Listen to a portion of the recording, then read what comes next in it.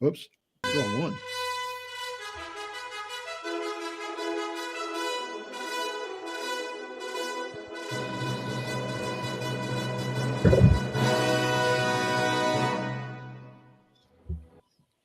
And welcome, Hoosier fans, to another exciting episode of Doing the Work, the newest show on the Back Home Network covering IU women's basketball.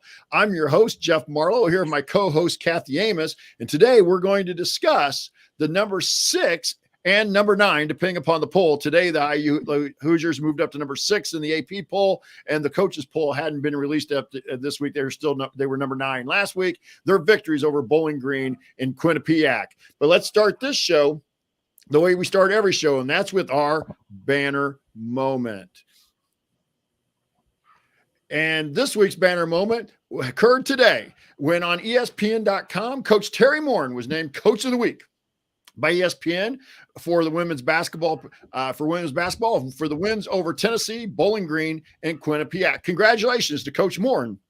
And that's our banner moment for this week. Our banner moment is sponsored by Home Field Apparel.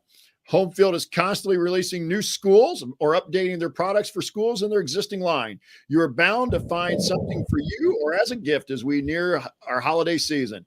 And just this Monday, they dropped a new IU bomber jacket, sure to keep you warm heading into cooler weather. So whether you want to wear only IU gear or other college teams or nothing associated with a team, Home Field probably has something for you. Go to homefieldapparel.com and use our promo code HOME, HOME, to get 15% off your entire first order. That's promo code HOME for 15% off. And once again, the website is homefieldapparel.com. Wear one for the team. And now to give us her insight is Kathy Amos, my co-host, with her part on the Amos angle. Thanks, Jeff.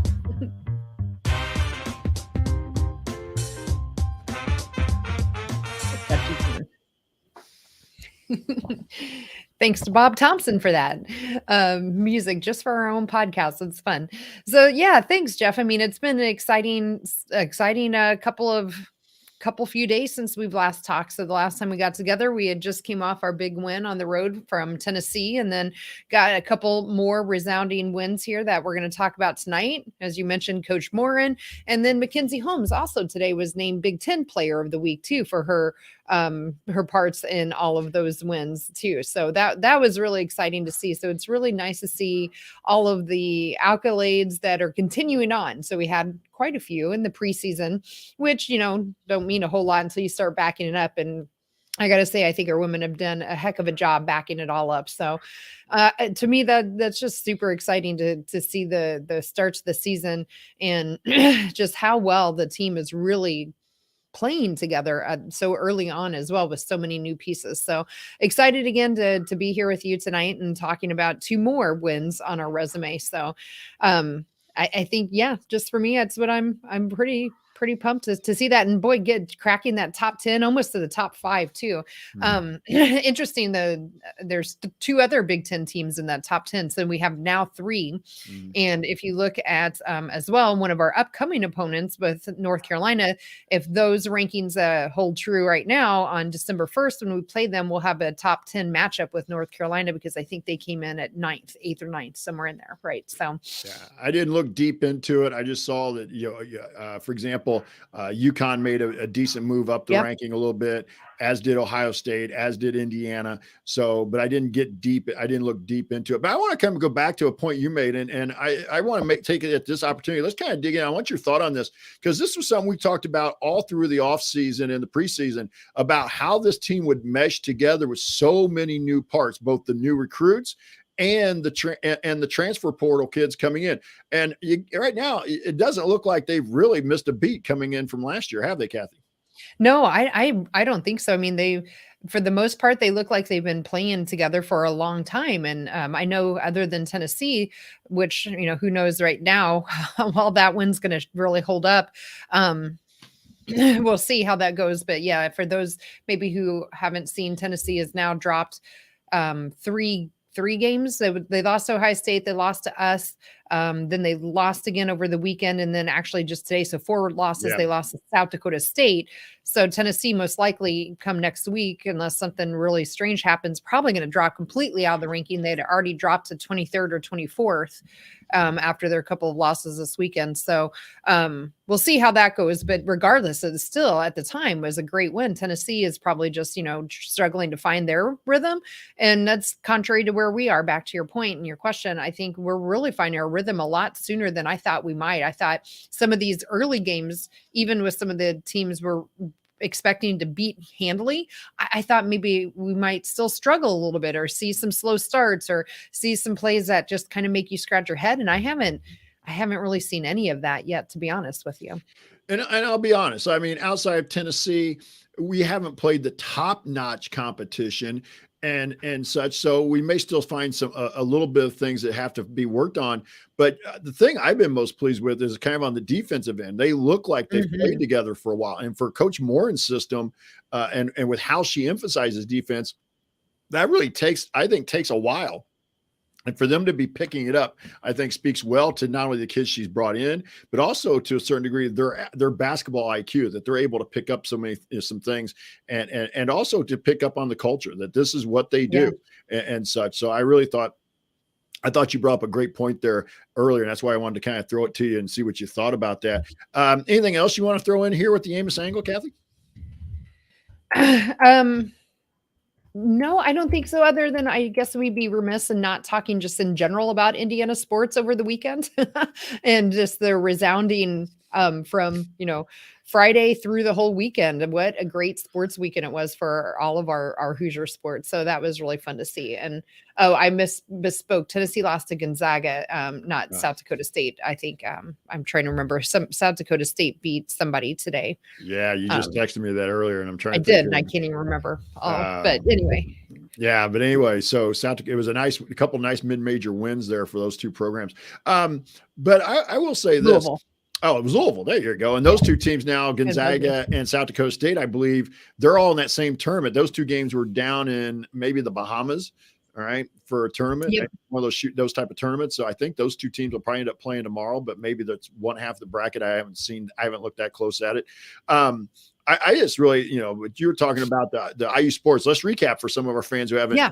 We had men's soccer won on Sunday. Boy, Sunday was the day. First of all, men's soccer started first. They won. Women's basketball won, and then the men won. And then you also had the football team with their big comeback on Saturday. And then also on Sunday, which was it was televised on BNTN Plus, but we were probably all busy watching the women.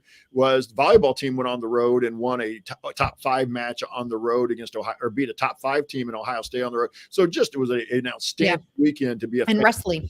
That's the other one. Be a Princeton team, I believe, was top 25. So it was a great weekend to be a Hoosier sports fan and cheer on the Cream and Crimson. So, all right. So for those of you who didn't see the results, IU played twice since we last talked to you after the Tennessee game. And that first game was on Thursday, and that was against Bowling Green. And the Hoosiers came away with a 96-61 win. And that game, they were up 49-21 at the half. They really just kind of cruised. In fact, they were up 28-10 at the end of the first quarter. They just kind of cruised through that one. And then yesterday, Sunday, kind of a matinee tip-off there at noon for my time and 1 o'clock Eastern time. They defeated Quinnipiac.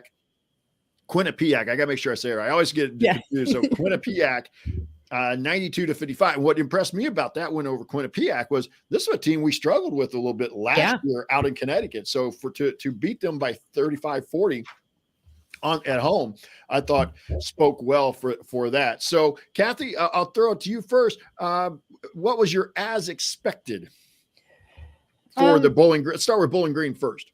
Sure. Or if you want to take both games, I don't care how. It's good. I think what's kind of become a theme for us is just what you were talking about with the defense. And you mentioned it a little bit with the score there at the beginning of the game. They absolutely were locked in from the beginning of this game, holding Bowling Green's only 10 points in the first quarter and 21 for the first half. And then they would go on to still win that game 61. So they, probably let up. I don't even know. I want to say let up a little bit in the second half, letting them score 40. I use that loosely, but just in general, their turnover or their defense was really fantastic in that one, I thought. And the fun fact that I heard during yesterday's game that we'll get to is that we're averaging turnovers of turning the other team over 20 turnovers a game at this point. And again, I understand we haven't outside of Tennessee maybe played anyone that's really resounding, but in that game we had Bowling Green at 16 turnovers. So I thought from a defensive perspective that game was exactly what I'm starting to really expect from this team. Game in and came out. Really both games. I think Quinnipiac was the same way. We held them to a total of only 55 points for the whole game too. So that's kind of my theme for both of those games was as expected. Well, and I'm going to go kind of stay with that same theme, but I'm going to look at more from the defensive field goal percentage. And that's, in the Bowling Green game, we held Bowling Green to the game for 35% for the game. They shot 27% from outside the arc. And then yesterday we gave up a little bit more. They shot 42%. Quinnipiac shot 42%, but still, when you think about it, that's an outstanding defensive field goal percentage. That means you're making the other team work really hard. And then you combine it with what you're talking about, the turnovers, that just really limits you. And then I think also, I'll save it for a little bit later. We get into some of the stats as well. But the other part is this is not a team that full court presses very much. So it's not like you're like when we talked last week about Ohio State had Ohio State really pressing you, getting up on you. That we'll show a little bit of it, but we're primarily a half court defensive team that just locks in very well defensively on that once they get into it. Yeah, absolutely. So that definitely went as expected for me in both games, really. I think both games. The other thing I want to talk a little bit about here is an expected. Again, after the Tennessee game, we kind of talked a little bit about depth and again better competition a little bit. Yep. But then in both games, yesterday and Thursday, we got back into the bench. A lot of kids played, a lot of kids scored. To me, that's just a positive. That means you're limiting the minutes that your starters have to play, but you're also building confidence up in some kids who may have to step in later if there's an injury or something like that. Yeah, that was where I was going to go too, as expected in both these games, which is what we want to see. We played well into our bench. And to your point, yesterday in the Quinnipiac game, all of our players that got in outside of Errol Wisney, who she only played a couple of minutes, every one of them scored at least 4 points. So our bench yesterday scored 32 points. And then in the Bowling Green game, they scored 28 points. So I think not only are they getting in these games, but they're getting really good, meaningful minutes and good contribution to what we would like to see from them. And I think, again, that's as expected in these types of games. And we saw that with Tennessee, that the bench is going to get way shorter. But I think it's important that some of our, the Alyssa Gearys in particular and Lily Meister and some players that aren't going to be just sitting, towards the end of the bench for those games, we need them to get this kind of experience and a lot of run so that, they can, when we get to Big Ten play, especially some of those harder games in February, that we can really count on them to go out and be meaningful contributors. And I think in both games, we saw our bench really get some great run in both of those games. And that's going to help me segue into surprises. And to me, I want to say this is a surprise, pleasant surprise, because how many times on here last year did we talk about we were getting outscored on the bench? The bench was not giving us anything. And again, it wasn't anything against the kids that were coming off the bench last year. It was just that wasn't what they could do. They really weren't scorers. They were there to kind of buy you a few minutes so the starters could get a rest. But like you talked about, Kathy, and that's why I want to bring it up as a surprise. And again, I'll let you have what your surprises are. But in both these games, like you said, we scored 28 points off the bench against Bowling Green. We scored 32 points off the bench against Quinnipiac. To me, that's a pleasant surprise because even though I thought we'd have more depth, I wasn't quite sure. And some of that also goes to who you start. If Sydney Parrish was starting, then maybe you're not getting some of that bench scoring that you're getting from her and so on. So sometimes it's all about what your starters are compared to your bench. But if you're going to get a good 20 to 25 points per night from your bench, this team, again, we talked a little bit about it after the Tennessee game. In my opinion, the floor gets higher and the ceiling gets higher for this team if you're getting that kind of bench production. Yeah, I agree. So moving on to surprises though, with that, I was a little surprised because earlier in the year we had a game again that we were handily in control of. And I think in the fourth quarter, the starters didn't play at all. And in both of these games, I thought the starters were well into some of those fourth quarters. In fact, yesterday, we didn't have our full bench lineup in until just only 6 minutes to go. And we were up by around 30 points or so. So I was a little surprised at that. I didn't think it was excessive. I just thought by that late into both of the games that we would see a lot more of our bench playing consistently and less of our starters just from, again, rest and not having injuries and those types of things. So, but on the positive side, in terms of surprises, I thought the Bowling Green game in particular for Caitlin Peterson was a really good game. And I was surprised to see that because we hadn't seen that from her this year. And I thought she really came off the bench and, she gave us a good 18 minutes in that game. She got a lot of run. And then I think she followed it up Sunday with another solid performance from Caitlin. So I was surprised at her play because we hadn't yet seen that. And she was one of our question marks that we had during the offseason was Caitlin going to have a season? We hadn't seen that yet. And so I really appreciated Caitlin's play in both games, but especially in that Bowling Green game. And I'm going to stick with that theme. But you look at the stats, though, nobody played more than 30 minutes of the starters. I get what you're saying, but nobody played more than 30 minutes. And even in some of the games we played last year against a Quinnipiac, we would talk about how many minutes. But I mean, just in games like this that were the starters were playing a lot of minutes. And you look at Mac only, she played 22 minutes on Thursday. She played 21 minutes yesterday. I mean, so she's really only playing and I like that. And because of what we talked about at the beginning of the season, Coach Morin said she was a little bit behind on her conditioning, but also she's going to play a lot of minutes in Big Ten play against a lot of really good post players. So anything, if you're able to save her a little bit, I like that. To me, the pleasant surprise as well yesterday was also the fact that Alyssa Geary finally got to double-digit minutes and put double-digit points up. And I'll save a little bit of that as well for when we get inside the numbers. But other than that, but again, also, like I said earlier, kind of a surprise here is how well this group, maybe not even offensively, but more so defensively, how well it's gelled so far. Yeah, I mean, I said it was what I was expected, but that's because they've gotten me very quickly accustomed to expecting good defense. So yeah, if you would have asked me that at the beginning of the season, I would tell you I was very surprised at how well they've been playing defensively. So it's now become expected pretty quickly for me into the season. So I love it. But yeah, Alyssa Geary was also another pleasant surprise. I want to come back to her for just a second. She I thought played from the beginning, at least from the time she got into the game yesterday against Quinnipiac. I thought she really looked like a different person. She looked a lot more comfortable being out on the floor with everyone from an offensive perspective, especially. Yeah, and we've been kind of waiting for Alyssa Geary to have that type of game. But and like I said, also you brought up, like, for example, Caitlin Peterson, but it's also a kid like Lily Meister. It's a kid like Lexi Bargesser, who we thought might even get redshirted or at least have limited minutes. And so far, they've been trusted to be kind of not early rotation, but be part of the main rotation. Right. Yeah, absolutely. I mean, Bargesser got in that Tennessee game even and gave us a couple of nice minutes there too. So really been surprised with our freshmen outside of Garzon. And even, to be honest, Garzon, I heard a lot about her and I've seen a little clips and stuff. I wasn't quite sure how good she would be. She's definitely surpassed my expectations. That's from my perspective again.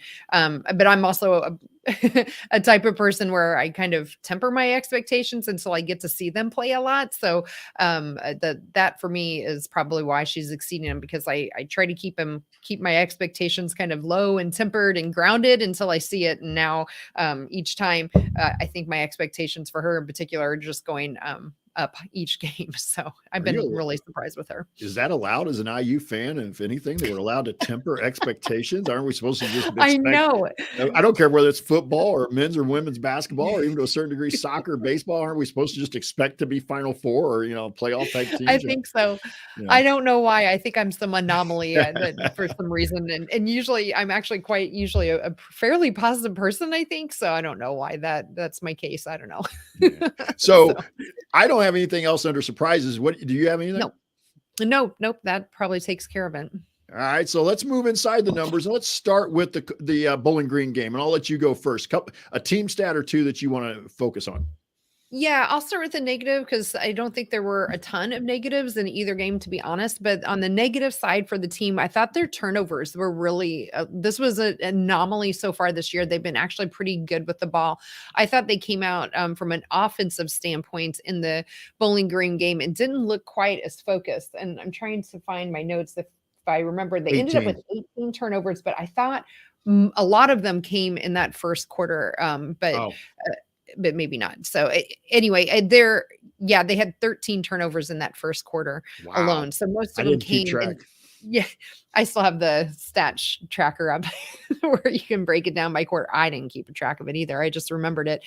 So anyway, the good thing was that even though we had 18 turnovers, on the positive side of that, if you're going to look at a positive, it didn't lead to points for Bowling Green. They only ended up with 6 points off of our turnovers. That is something they're going to really have to watch when they go up against other teams, especially like Ohio State. I don't remember which game it was, but they had one of their teams by the end of the third quarter, they turned over 30 times.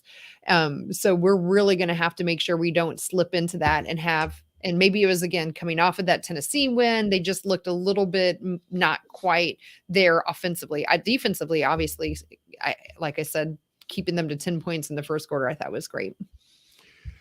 I'm going to go kind of more positive on this. Not that your negative was bad. I just think that, but I'm going to go the other way here. The points in the paint. And again, this probably shouldn't surprise fans of IU women's team. This, we have one of the best post players in Mackenzie Holmes, but it also shows you we have kids who can get in the paint off the bounce or with our passing game. In the Bowling Green game, we outscored them 54-26 in the paint. That's a plus 28 in the paint. And then we outscored Quinnipiac 42-20, so a plus 22. So, I mean, to me, even in the women's game, and we talked a little bit about this, and their three-point shooting I thought was fairly consistent. I'll come back to it in a little bit. But if they're just hitting 7-8 threes a game, that's kind of where the game has gone, even in the women's game, except for Grace Berger, who we all love with her mid-range game. It's shots at the rim or threes, and when you're shooting the way they are as well, that's a huge number. Now we'll see if it can continue as they get, especially in the Big Ten play up against North Carolina, who we'd expect post players to give us a little bit more of a battle. But that's not all coming from Mackenzie Holmes. I mean, when you have 54 points in the paint or 42 points, that's not all from Mac. So that tells you a little bit about what the offense is doing. Yeah. I agree with that. I had that written down as well. I'm going to come back to the 3-point shooting because I think I have a slightly different look than you do, because while each game I think ended up okay from a 3-point shooting percentage, they were almost like the tale of two halves between the two different games. So the Bowling Green game, our 3-point shooting in that first half was 45%, ended up 37. So it definitely took a dip in that second one, but it was really quite stark in the Quinnipiac game. So we came out just completely on fire in that Quinnipiac game and made 6 of 14, which was 43% in the first half. And then we came back in the second half and we were 1 of 8. And so we ended up with only 32%. So, 32% is fine. But when you start off at 43%, that tells you how much they dropped off in that second half. So to me, I think I would like to see a little more consistency still in that 3-point shooting. And it's hard to, I feel like I'm nitpicking now because you're still ending up, in the mid 30s, low 30s. But it's hard when, if we're in a close game to go 1 of 8 and a half. I think that's probably got to be more consistent if we're really going to make some good run later on in the postseason, especially. But they're shooting enough of them and they're making enough of them that it's keeping the defense honest. And I think that's more important than if that 32% becomes 35%. But what are your thoughts on that? Well, I'll agree with you, especially about yesterday. I paid a little more attention to it yesterday because they started out 5 for 7. And part of that was because Yarden Garzon was like 3 for 3 or 4 for 4 by herself. But they were 5 for the first 7. So that means they went 2 for 15 the rest of the game. So I totally agree with you. And then if you go back to the Tennessee game a little bit, they were a little bit like that. They had a stretch in the second half where they really couldn't buy one.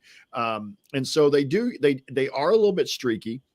But for me, I think, like you said, I look at it more from the volume and the mix. If you can hit 7 or 8 out of 21, 8 out of 22, then I think you're going to keep defenses honest. And plus, we have seen also that by keeping it honest, it forces teams to come out and guard. And that gives a place for like a Grace Berger, Yeah. a Sarah Scalia, a Chloe Moore McNeil to be able to drive off the dribble and create something either for themselves or for somebody else. And so I think that's why it's important that you got to keep again, you want to be more consistent. I totally agree with that part of it. From there, I'm going to also stick with one more team when I wanted to talk about, Kathy, and that was rebounding. We out rebounded Bowling Green 47-28, and then we but the matchup yesterday against Quinnipiac, we only out rebounded them 32-27. Now, part of that could be because they weren't missing as many shots. Yeah. They shot so well, and so there weren't as many opportunities maybe to get some offensive rebounds. But when this team is locked in on the defensive end and rebounding, and we're limiting teams to one shot, that it just makes it that much tougher to score against because they're already good defensively. So other teams need second and third shots. Yeah, I like the defense as well. The other number I wanted to talk about a little bit was the assists as a team. So, and of course we're on, Grace Berger watch. So she had 6 assists in that Bowling Green game and then threw in another 6 yesterday in the Quinnipiac game. But again, and it's all around though. She's not the only one. It's a team effort. You had 25 assists for their 60 or 40 made field goals rather in the Thursday game. And they had another 24 assists here on 35 made field goals. So it just really, how Coach Morin likes to say, they're really sharing the sugar. And I love seeing that. And it just, again, back to our comment at the beginning of what has surprised us, how well they're gelling. We talked about how well they're gelling on the defense, how well they're sharing the ball and turning them into points on offense. I think also speaks a lot to how well they're coming together so quickly. All right, so let's go to an individual or some individuals. Let's start with the Bowling Green game. Who do you want to start with?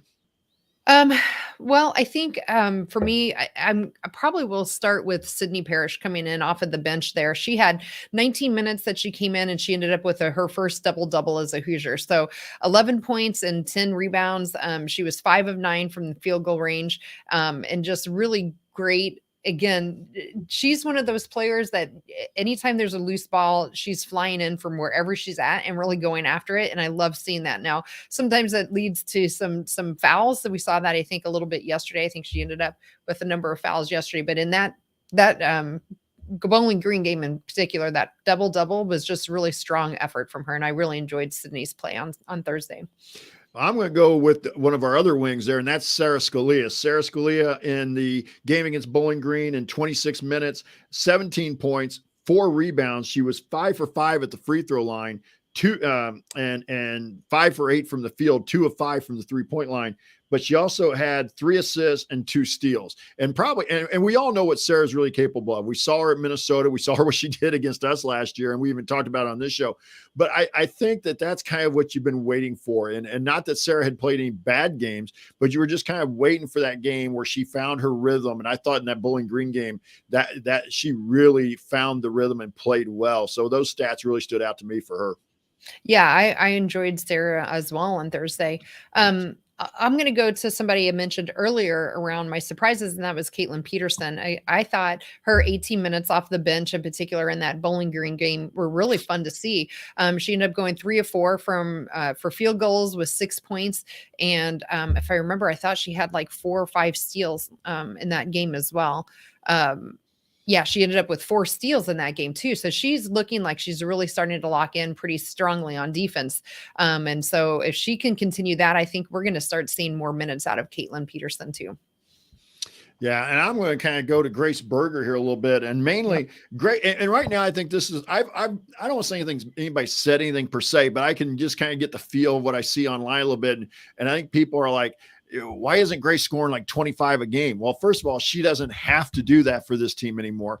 And like one of the followers on Twitter pointed out yesterday, that this is really the Grace Berger that you may see not only going forward this year, but at the next level, where she really plays that role well, where she doesn't have to score a bunch early, but she's going to have the ball in her hands. She's going to get the ball to the right place. She's going to get to the right person. And then if we need somebody to try and take over if the game's tight, kind of like she did at Tennessee, where I thought the biggest play of the game there when they made that run was Grace making a play to get a jump shot that she knocked down.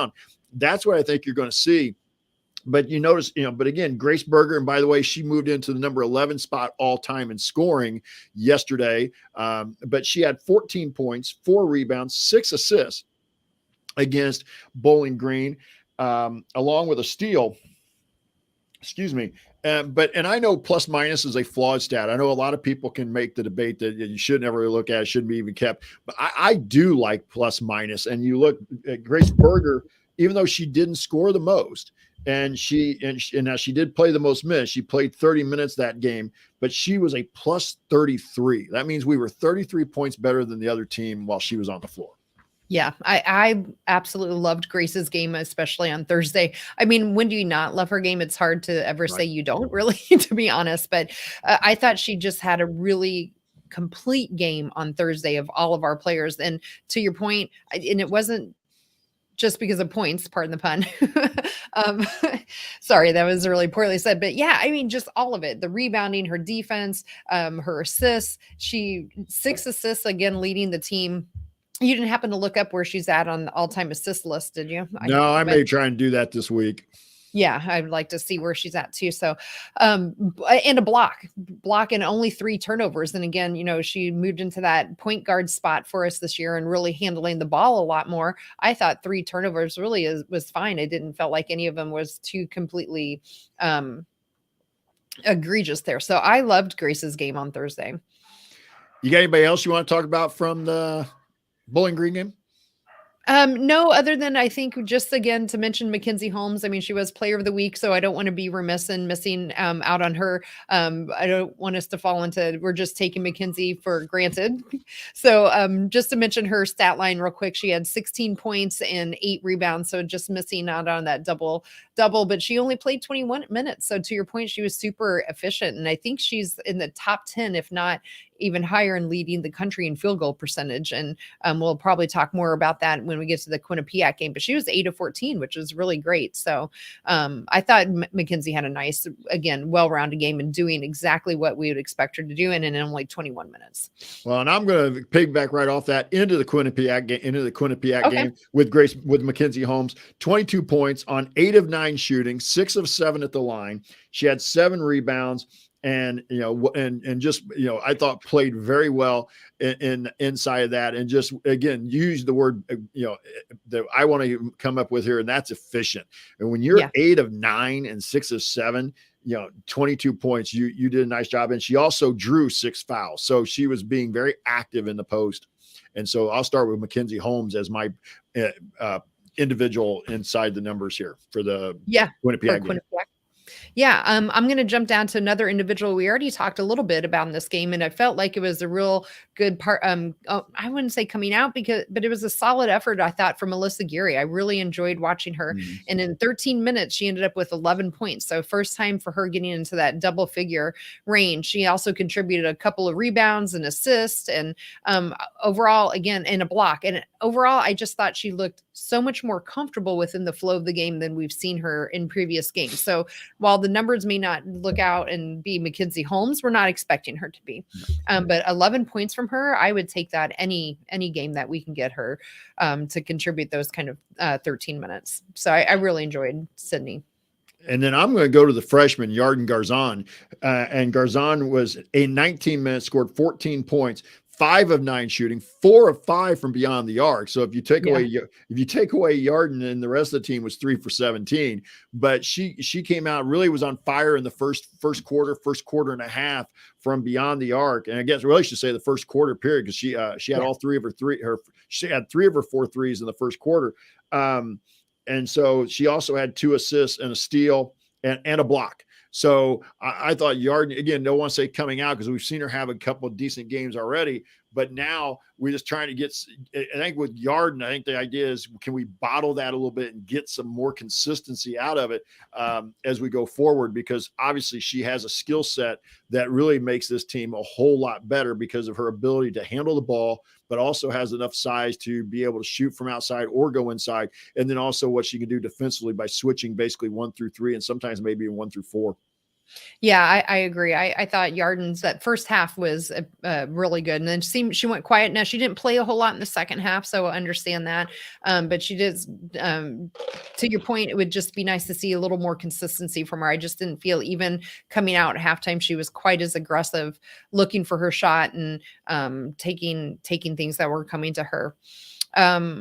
So then our other double figure scorer was Grace, of course, who did Grace Burger things. In fact, I think I heard Jeremy Gray over the announcer system say that the PA So, yeah. announcer. Yeah. So that was fun to hear. So yeah, Grace was, again, she was very, very consistent for us at 13 points and 4 rebounds and another 6 assists, a steal and only 1 turnover in that game. So as a team, I we'd mentioned the 18 turnovers in the Bowling Green game. They did get it back down to only 9 turnovers in this game. So I'm hoping that Bowling Green game was just an anomaly with their turnovers. So overall the team, I think 1.3 points per possession. So really just scoring at a high level there as well.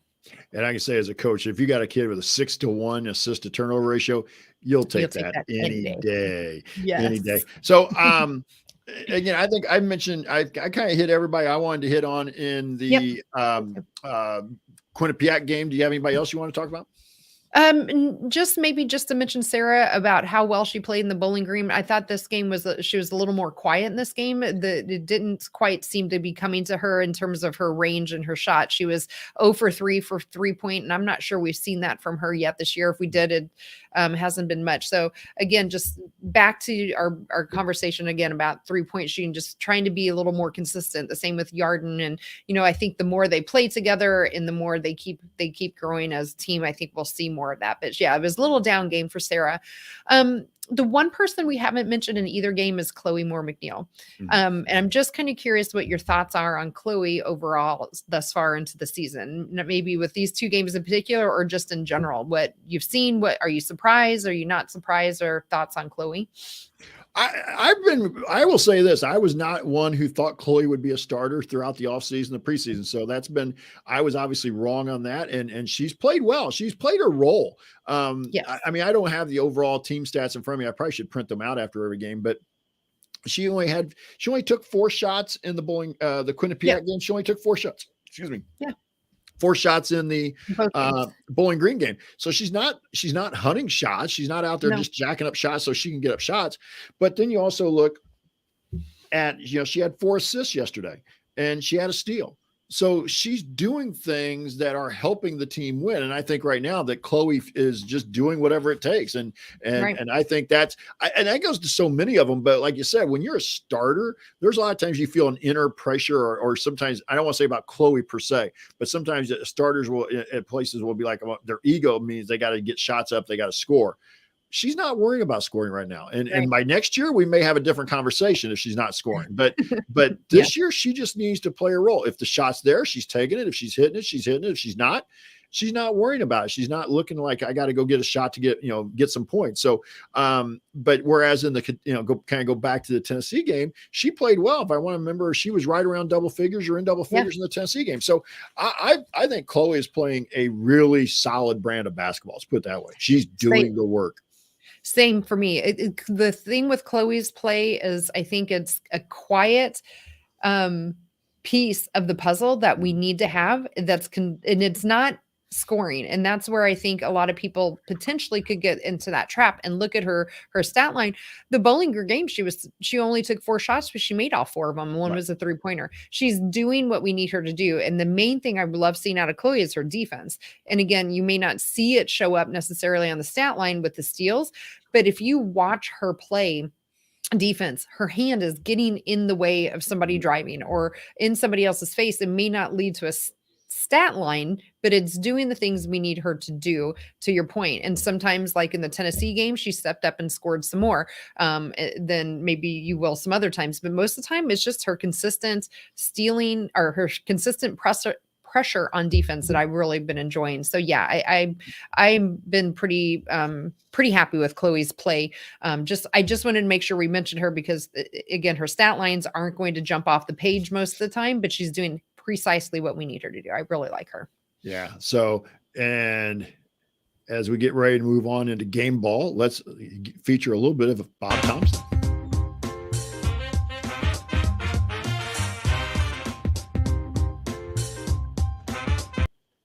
So I'm going to throw it to you, Kathy, and I'll throw you a chance to pick. Let's go game at a time. Bowling Green, who is your game ball? Cool. Bowling Green, I think you could have picked a number of people in either game, to be honest with you, but Bowling Green, I really came down to Sydney or to Grace in this one. Again, like we talked about with Grace, it was her consistency and her play. But for Sydney, I think I'm just going to go ahead and give her my vote because it was her first double-double. And I just thought her aggressiveness was where we needed to be. She wasn't overly aggressive. She only ended up with 2 fouls. So I just really like Sydney's play in this one. And so for me, I vote for her for my game ball. Yeah, I agree with that. It was close for me too. I really thought I actually thought harder about Sarah Scalia than I did Grace here because Scalia's 17 points, 4 rebounds with how well she shot. But again, I'm going to kind of go with Sydney Parrish here. The 11 points, 10 rebounds, and an assist gets her her first game ball of the year. Yes. And if so with that, so if you're watching our YouTube feed, you can see that we figured out how to put a little ticker scroll across here. So that means that we now have 4 separate game ball winners: Yarden Garzon with 1, Mackenzie Holmes 1, Grace Berger 1, and Sydney Parrish now with her first game ball. Anything else you want to add in about Sydney here in the Bowling Green game, or do you want to move on? Nope, I'm good. Moving on. All right. I didn't think there was, but I wanted to give you an opportunity. So now let's move on to our Hoosier Hustle Award. And Kathy, again, I'll throw it to you first. Yep. For a Bowling Green game, I put Caitlin Peterson down for my Hoosier Hustle Award again. I mentioned her already a number of times, but I just thought she really came in and played a lot more aggressive. But controlled aggressive, which was nice to see because I think last year felt like Caitlin got a little sped up, but I thought her defense was just really spot on in that game and really showed with 4 steals and just great 18 minutes. So for me, I thought Caitlin deserved that hustle. Yeah, I'll go that way too. I think I really didn't have one person that really stood out to me. They were all doing such good things, but it's hard for me sometimes to say that Sarah Scalia with 17 was a hustle award type and they're not trying to take anything away from her. But here, I always kind of think of the hustle as somebody who's not necessarily showing up in the scoring column. Like you said, Caitlin Pearson, 18 minutes, 6 points, a rebound, 4 steals. So when she was on the floor, she was being very active. So that means that we'll now have Grace Berger with a hustle award. Sydney Parrish leads with 1.5. Caitlin Peterson now with 1, and Lily Meister has a half of a hustle award as we're committing the Ryan Phillips sin of giving out more than 1. So we didn't do a very good job getting our chat mob to break the tie on that one. So no, but I guess we'd have to ask Quang and the Workaholics what he thinks, of that. But no, I agree. I think that just one of those. Sometimes I think you can have more, especially on hustle. Game ball, I kind of agree. One person. But in the hustle, I can see breaking it into a 2-part, to a 2. Yeah, so. Especially with some of these early games. That was from the UMass Lowell game. And, we probably could have picked 7 different players that we could have, really given some of these awards to. So, yeah. Yeah. So anything else you want to add in about Caitlin here? Nope. All right. So those are our game balls and our Hoosier Hustle Awards. And let's go on to lingering questions. And really before did we do Quinnipiac though? Oh, I'm sorry. My bad. You're just seeing if I'm paying attention. No, I'm just out in a hurry here. I know. So you want to go back to the game ball? Yeah, no.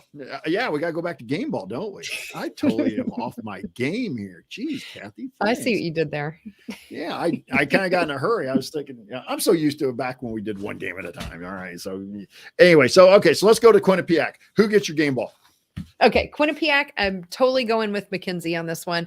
It's really hard for somebody that went 8 of 9 shooting and 22 points and was as efficient as she was. 22 points in 21 minutes, 3 blocks as well. So she was doing it on both ends of the court. To me, that was just an easier one for me to decide. So Mackenzie for me. Yeah, I'm going Mackenzie Holmes on this one as well. So Mackenzie Holmes gets our game ball for the Quinnipiac game. That gives her 2 game balls now, and then Garzon with 1, Berger with 1, and Parrish with 1. So then let's move on back to our Hustle Award now for the Quinnipiac game. And Kathy, who'd you have? I went with Alyssa Geary on this one. We've been talking about Alyssa here, with some of these early games about how we were surprised that maybe she wasn't quite contributing a little bit more. And I thought from the very first, time that she got in until through every minute that she played, I really think that Alyssa gave us a lot of hustle in this one. So, and again, her first double-digit points as well, which is great, but she also contributed in other stat lines. So for me, it was Alyssa Geary. Yeah, I was going to go with Alyssa Geary here. So what that makes it unanimous. And again, like you said, 11 points, 2 rebounds, an assist, and a block. And I really felt like she looked just more in the flow. For the first time when I saw her on the floor, she looked comfortable in the offense and in the defense. I'd seen some decent things of her in transition in some earlier games, but in the half court set, I thought this was the most comfortable that she looked out on the floor. Yep, absolutely. So that will bring our Hustle Award now to 1 for Berger, 1 for Geary, 1.5 for Parrish, 1 for Meister, and 0.5 for Caitlin Peterson. And those are our Hustle Awards. All right. Let's go on here. Now, let's go back to lingering questions. And before we get to any lingering questions we may have, there was a question here from Jim and the Workaholics, Kathy. Is IU women's basketball legitimately thinking national championship or at least a Final Four? I don't see why not, to be honest, at this point. Now, we'll know. Ask us again on December 1st, Jim. And that's we'll be doing a post-game show. We're planning on it anyway, right after the North Carolina game. I think that's going to definitely tell us a lot more, even more so than the Tennessee game. I think the Tennessee game showed us a lot, but I'm not sure if it showed us as much as we thought it might have now with the way Tennessee has been playing. So I think North Carolina, though, is legitimate top 10, the little bit I've seen from them. And I think there's no reason why not. This team is really starting to gel on both ends of the floor. And the biggest question I think we had coming in is how is the team going to come together, especially on defense?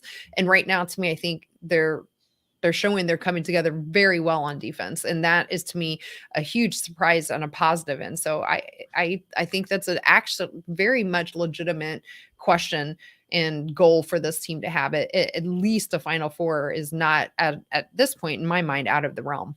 No, I totally agree. With the way they're playing right now, they should be at least having the thought that they want to go to a Final Four. Now, we've talked about this before.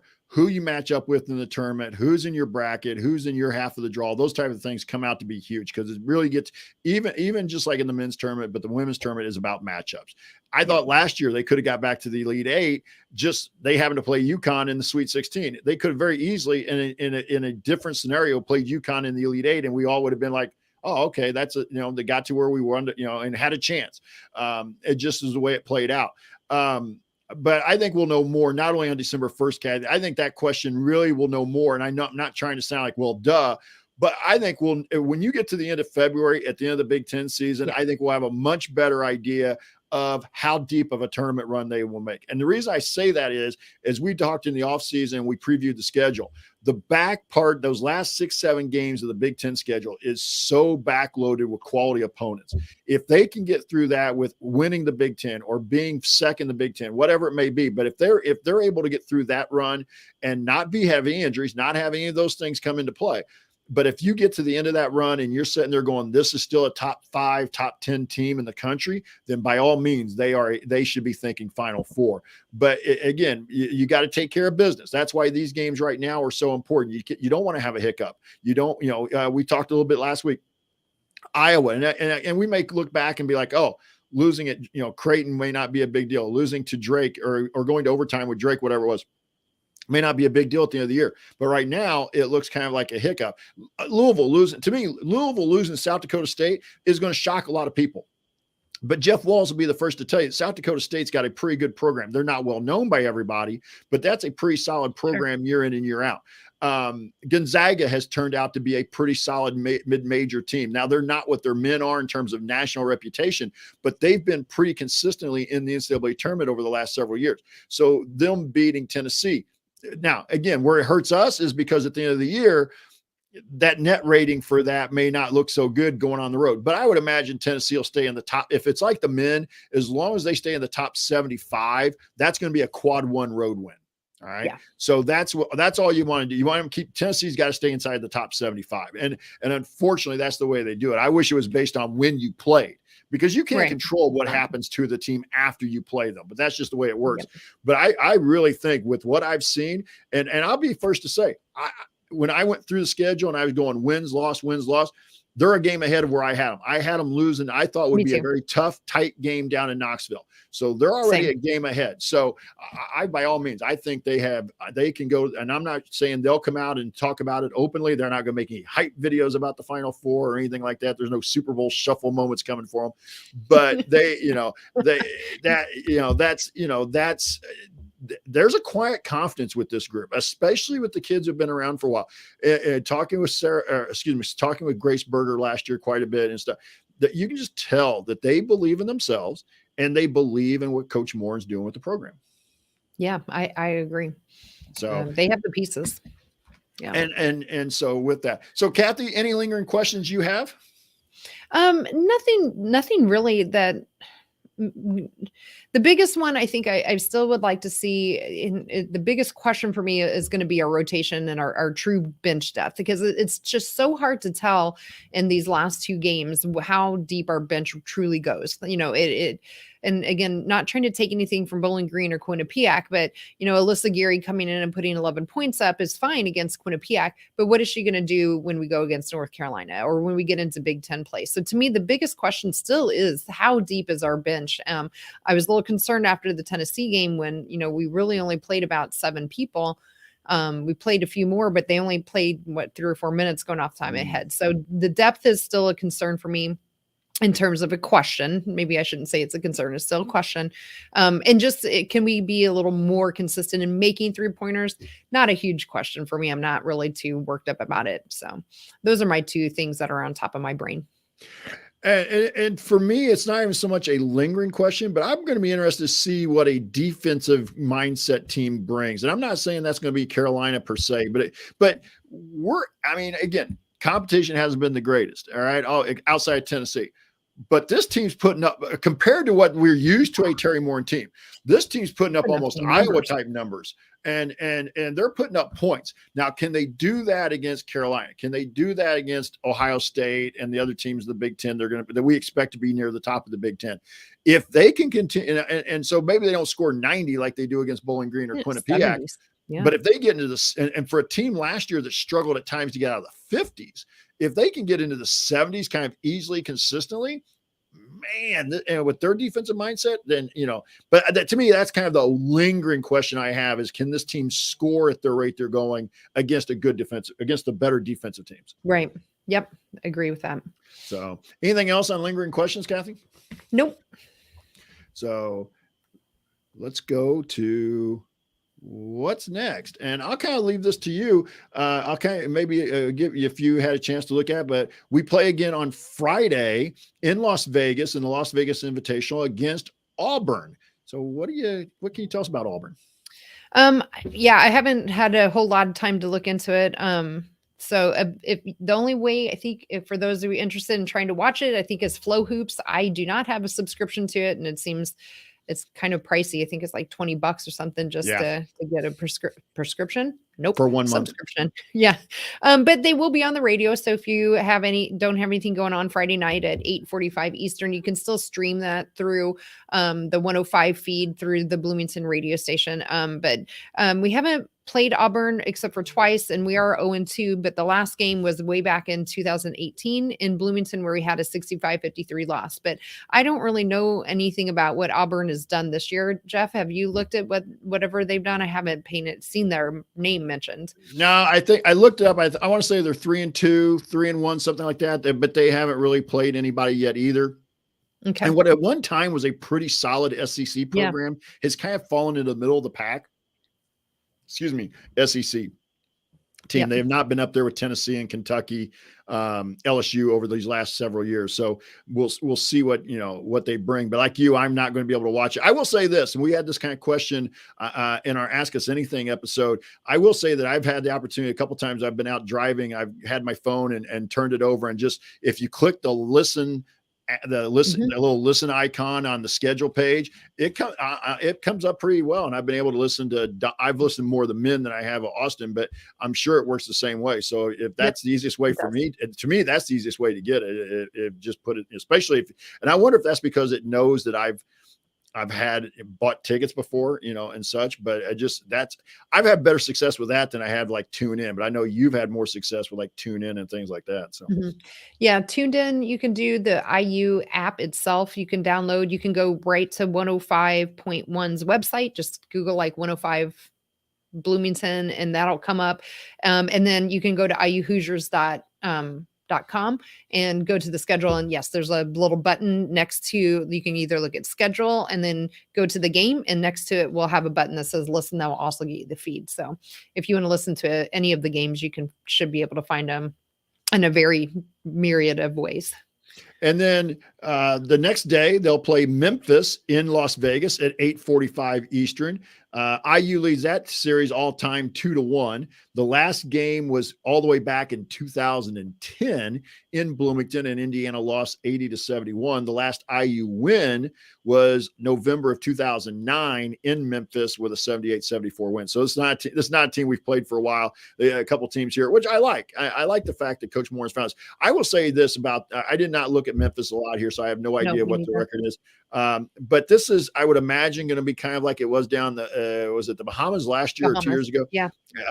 But where it ends up being like in a hotel ballroom, and the shooting background is not the greatest. And so these may be a couple games where we find out just how good our offense is and such, because I would not be shocked if one or both of these games ends up being within 10 to 15 points. I think they're both, knock on wood, I think they're both wins, but I would not be surprised to see either of these two games maybe be a little tighter than people might think, just because of that. That's kind of what I was thinking too. Yeah. I think they're probably, I would expect Memphis as well to be maybe just a little bit higher quality than some of the teams we've had so far outside of Tennessee. So we'll see.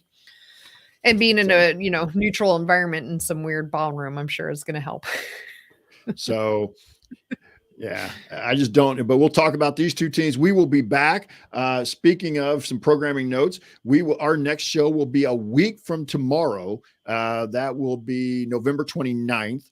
And that will be at 8:00 Eastern, 7:00 Central. We'll talk about those two games. We'll also preview the upcoming UNC game. And then Thursday after the UNC game, December 1st, Kathy and I will have a live post-game show after the North Carolina game. So be looking for those two shows coming up.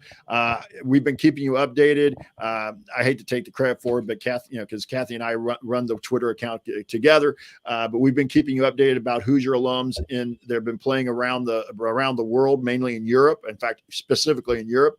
And right now they're kind of off. Pretty much all the leagues seem to be taking like the week of Thanksgiving and that first week of December are kind of off. So, and I wonder if that's because they allow their people maybe to travel back to their home countries and stuff, during that time to see family.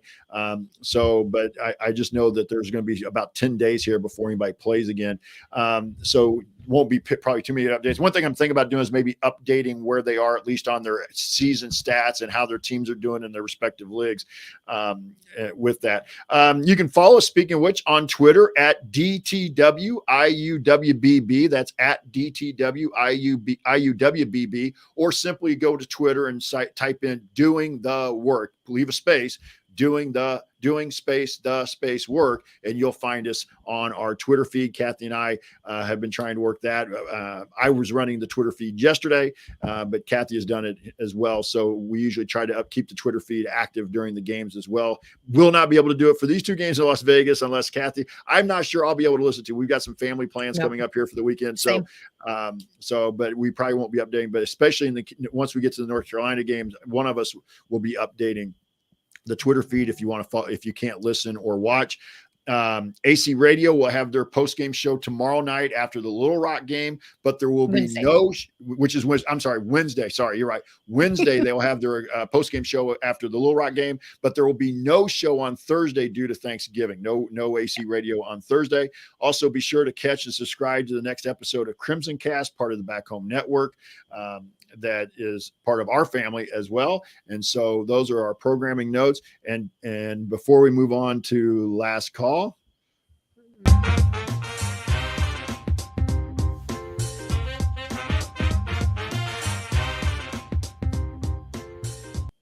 right, Kathy, last call to you first.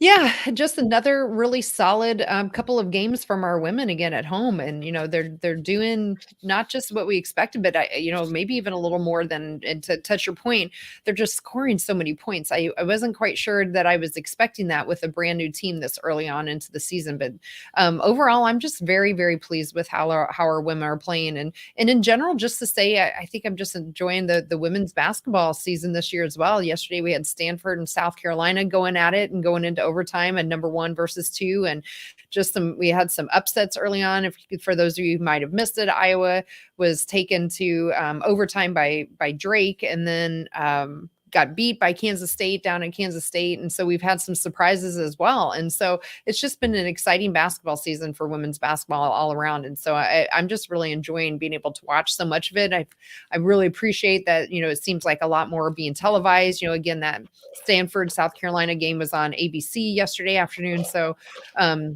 just having the opportunity to see it and having really good quality products being put out by a lot more universities, I think is just a lot of fun. So I'm enjoying the women's basketball season in particular this year. It's been good so far.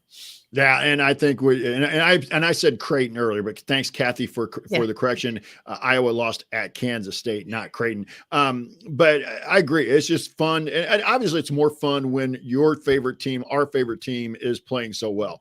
But it is enjoyable to see the women's game getting more a broader coverage. Let me put it that way. And yes, I missed about the first quarter and a half yesterday, the Stanford game. You had texted me and I wasn't watching. I kind of was in between games and I was watching a little football, and my family wanted to watch a movie on HBO Max, so we did that. So, it was kind of, but I did watch quite a bit of the end, but I did not see the overtime. I had to go away and not see the overtime. So, but I will say this, and I'm not trying to plug anything. One of the things just personally, with the streaming service I have, you probably can guess who it is, but it bundles ESPN and Disney Plus together.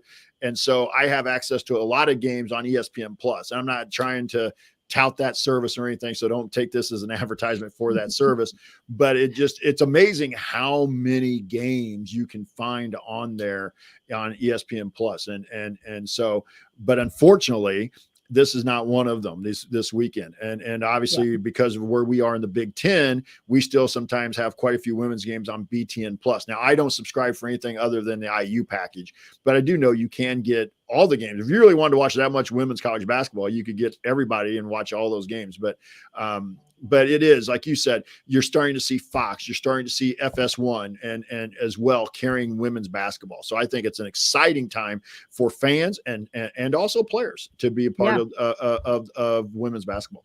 Yeah, well deserved too. So very happy to see that. So, all right, Kathy, got anything else you want to add before we sign off tonight?